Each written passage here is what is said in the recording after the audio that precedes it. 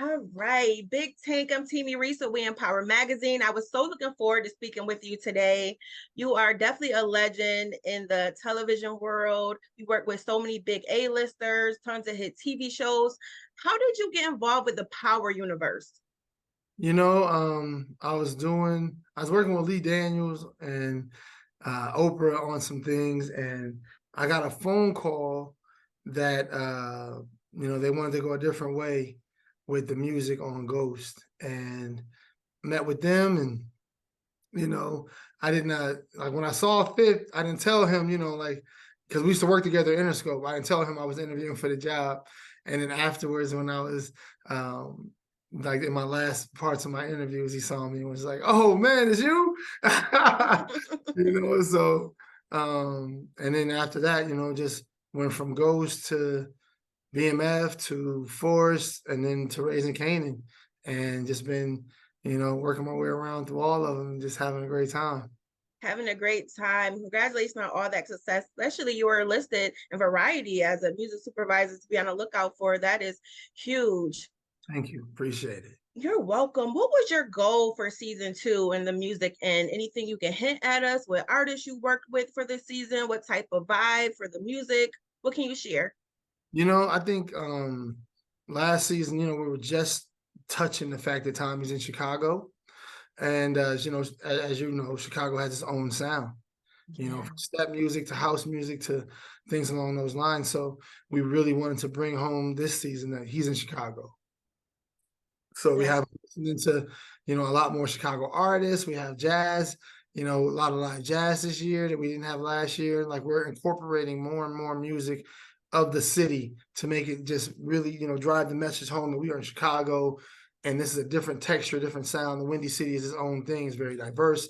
So we're going to a lot of different places with it. However, we are focused on making sure this season sounds like Chicago, and you don't get it confused. I love it. A lot of people listen to the music on the series and we vibe out to it. We love it. We just want to hear it again and again. But a lot of people don't know the behind the scenes work, Big Tank, that it takes to do what you do. What does your work entail? It's a lot of phone calls, a lot of meetings, emailing. What goes into doing what you do so amazingly? I would say, yep. All the above. you know, and then knowing who's manager and how to get in touch with this person, and then also just having, tons and tons of music to choose from. As I'm watching shows, I'm putting songs to the side. I want this here when I have a fight scene, if I have a gun scene, if I have this scene, if I have a love scene, if I have a sex scene, if I have whatever scene it is, I'm always cataloging and putting things away into my folders. So, like, it's a 24-hour job, but I've been DJing since I was 12, so I've always ingested a ton of music, and then as a producer, same thing. So, you're sampling different music. So, I've always just really been 24/7 about music. So for me, even though, you're doing all these different things, it doesn't really feel like it. Like, you just feel like, it's a normal day, but you definitely are going to be doing more emailing and reading scripts, tons and tons and tons of reading scripts. and, I and love it. those lines. So yeah. The theme song, did you work on that or was that separate? So 50 brings those to the table now. You know what I mean? Like, he comes with it already. He'll play it for you. He'll play it for you, like, hey, and get your feedback. And if you think, he knows I'm a producer, so if there's anything that if I'm like or whatever. But Fifth has it such on lock. He's so dope, so dope, and great to work with too. He knows what he's doing on these theme songs, and they're ill. They're so dope. Yeah, yeah, for sure.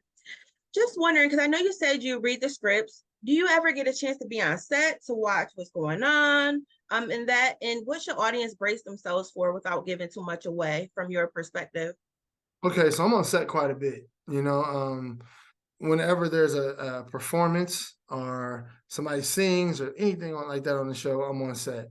If somebody's playing guitar, I'm on set. Anything that's happening, I'm on set musically. So I'm there quite a bit. And this season, it's just better. It's just, the character development. Gary Lennon did an amazing job running the show this year. So I think people are going to be pleasantly, I mean, they're going to be really happy, but it's exciting. It's touching. It's shocking. Some of the things that happen and who does what to who at times. I'm like, oh, you know, so there's definitely those, those moments. But it's blow away. I think people are about to be really, really, really happy. What have you enjoyed most about working on Power Book 4? I think the development of the show, coming from last year to this year and seeing the characters develop and the relationship between Jannard and Diamond and where that goes and just having two brothers myself, I understand that sibling rivalry at times and Mm, but you love each other the most. So you got to always come back together and trying to figure out how to get to there isn't always the easiest. So, that story, Tom, like my mom and I are like best friends. So I don't understand the Tommy series, the Tommy part with his mama, but I do get it and to see where they go, and how his relationship with his brother and, there's a lot of that in this show that I don't think I've seen before on TV. So, it's just a lot of relationship with your family, uh, that I don't know has been touched on before. So it's great to see, the son with his father and, dealing with those different issues. There's so many different things in Force that we don't see on any other TV show. So I love it. yeah. Do you have a favorite song from the season? Ooh. Ah, man, that's a tough one. It's Tough like one. my kids are like, my songs are like my kids. It's hard to pick one. You can't just pick one, you know what I I mean? get it. Is there one that the audience gonna be like, oh yeah, yeah, that's the one.